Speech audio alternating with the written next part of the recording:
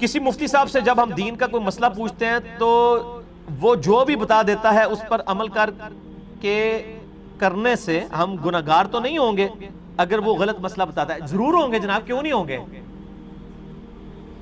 یہی میں آپ سے ذرا پوچھوں کہ آپ کے مفتی صاحب اگر آپ کو کسی ایسی دکان کا پتہ بتائیں جہاں سے گٹر ملا ہوا دودھ ملتا ہو، کیا اس دودھ کی چائے بنا کے آپ بیمار تو نہیں ہوں گے؟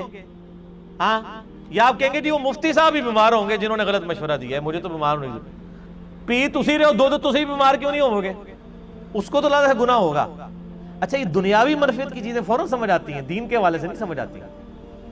وہ تو ہوتا ہے مفتی جا کے جناب لتر لا کے وہ پٹائی شروع کر دیں کہ تم کے منو کیڑے پاسے لایا ہے، لیکن دین کے معاملے میں او جی مفتی صاحب نے فرما دیا، مفتی صاحب فتویٰ دے دیا، فتویٰ کے بعد کوئی آسمان تو وہی نازل ہوگی، نعوذ باللہ۔ میرے بھائی، آپ کے کھانے سے ہی آپ کا پیٹ بھرے گا، مفتی صاحب کے کھانے سے آپ کا پیٹ نہیں بھرنا۔ اسی طریقے سے جو برائی مفتی صاحب نے آپ کو سجیسٹ کی ہے، آپ نے اگر بغیر تحقیق کے اس کے پیچھے چلے، اس کا وبال آپ پر ہوگا۔ ورنہ تو دنیا میں اکثر لوگ تو فالو ہی کر رہے ہیں نا لوگوں کو، ان کے پاس تو بڑا اچھا لیم ایکسکیوز ہوگا۔ Ignorance is not any excuse in this world۔ ایک بندہ موٹر وے پہ 140 کی سپیڈ میں گاڑی چلاتا ہے، چلان ہو جاتا ہے، وہ کہے جی مجھے پتا نہیں تھا، تو وہ کہے گا جناب ہوں پتا لگ گیا جی، ایدے ہونا 1400 روپیہ۔ وہ کہے گا جی ہوں چھوڑ دے، وہ کہے گا نہیں یار، آپ اگر موٹر وے پہ آئے تھے تو موٹر وے کے قوانین تو آپ کو سیکھنے تھے نا۔ اسی طریقے سے ایک بندہ اللہ نے پیدا کیا ہے، اس نے علم دین حاصل نہیں کرنا،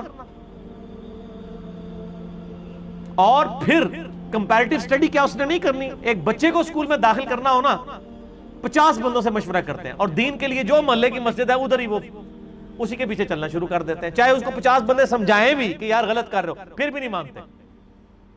اور دنیاوی معاملے میں میں اکثر مثال دیتا ہوں، آپ موٹر بائک پہ دن کے وقت ہیڈ لائٹ آن کر کے ذرا جائیں، 50 بندے تو انجن کرن گے، آپ کو کسی پہ غصہ نہیں آئے گا کہ تسی انج کرو گو کہ منو کو اشارے کرنا پہ، آپ اس کو ایسے کریں گے ساتھ ہیڈ لائٹ۔ لیکن دین کا مسئلہ آپ کو کوئی بتا دے جو آپ کے فرقے سے ٹکراتا ہو، اور وہ آپ کو کوئی بندہ بتائے کہ میرے بھائی آپ اس طرح کر کے دوزخ میں جا رہے ہیں، آپ کی آخرت برباد ہو رہی ہے، ہیڈ لائٹ جلنے سے زیادہ بیٹری بیٹھ جائے گی نا، دنیا کا نقصان ہوگا، وہ بھی کوئی اتنا بڑا نقصان نہیں ہے، اس سے آپ کی آخرت برباد ہونے والی ہے، لیکن آپ سیکھ پا ہو جائیں گے۔ اور پھر آپ لوگوں کو کبھی یہ تانا دیں گے جی وہ گل ٹھیک ہے لیکن صحیح انداز نال نہیں انہیں سمجھائی گل، تو صحیح انداز سے اگر نہیں سمجھائی تو اس کا مطلب میں نے بات نہیں ماننی۔ یعنی اگر میں اناؤنسمنٹ کروں اپنے کسی جاننے والے کو 2-3 گالیاں نکال گا، فلانا ٹنگیا ادھر جاؤ، تو گورنمنٹ نے اناؤنسمنٹ کی ہے کہ جو اس مسجد میں فجر کی نماز جماعت سے پڑھے گا تو اس کو 50,000 روپے چیک ملے گا، تو اس کو کیا گالی یاد رہے گی؟ او جناب مسکرایا گیا، بڑی مہربانی جناب، گال کر رہے تھے بھی مہربانی۔ لیکن دین کی بات آپ جتنے بھی میٹھے انداز میں بتائیں، چونکہ ان کے فرقے کے اور توہمات کے خلاف ہوتی ہے نا، وہ فوراً آپ کو کوئی نہ کوئی گلہ شکوہ کر دیں گے۔ وہ اس لیے نہیں گلہ شکوہ کر رہے ہوتے کہ وہ جینون ہوتا ہے، وہ اس لیے کہ وہ بھاگنے کا راستہ تلاش کر رہے ہوتے ہیں۔